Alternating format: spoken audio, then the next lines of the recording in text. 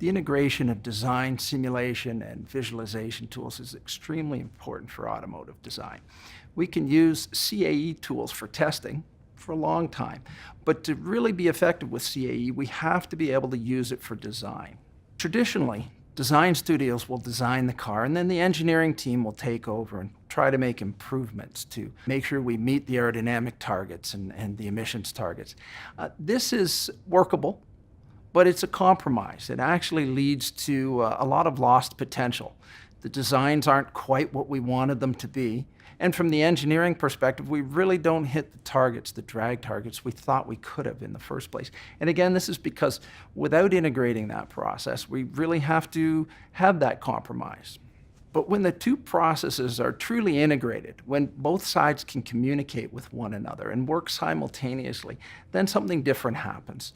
We actually get to realize the full potential of a vehicle.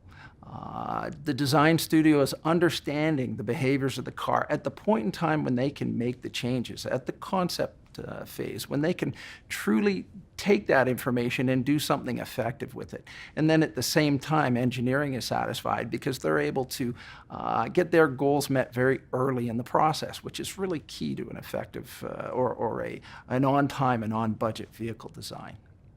As we look to the future with the immersive technology, we see a couple of things. In the short term, we see the immersive project review replacing the PowerPoint presentation. We've deployed this at every office worldwide, and we expect relatively soon that rather than a PowerPoint presentation, all project reviews will be done in an immersive environment, much like the wind tunnel, but in fact far superior to the wind tunnel experience. Longer term, I think what you'll see is actually not so much in Exa products, but the influence Exa's products have on the automotive products. You'll see them taking advantage of this technology, and you'll see better designs. You'll see designs that truly do reflect aerodynamics. You'll see bolder styles because they'll understand the aerodynamics of the vehicle far better than ever before, and they'll be able to reflect that in their design and bake it into the DNA of the vehicle.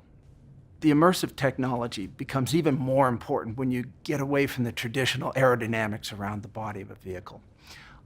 In a large sense, when you look at, say, a tractor trailer, which you can't hope to put in a wind tunnel at full scale, it lets you see flow structures that are 30 feet, 40 feet long and actually get right inside them. On a small scale, we can use the immersive technology to go right through the grille of the car, down into the brake housing, and look at details of the flow that if you're in a wind tunnel, by the time you pull away enough parts to see that aspect of the car, you have no hope of seeing the correct flow dynamics anymore. So it really gives us an experimental environment that we can understand the physics of the vehicle far better than we could in a physical environment.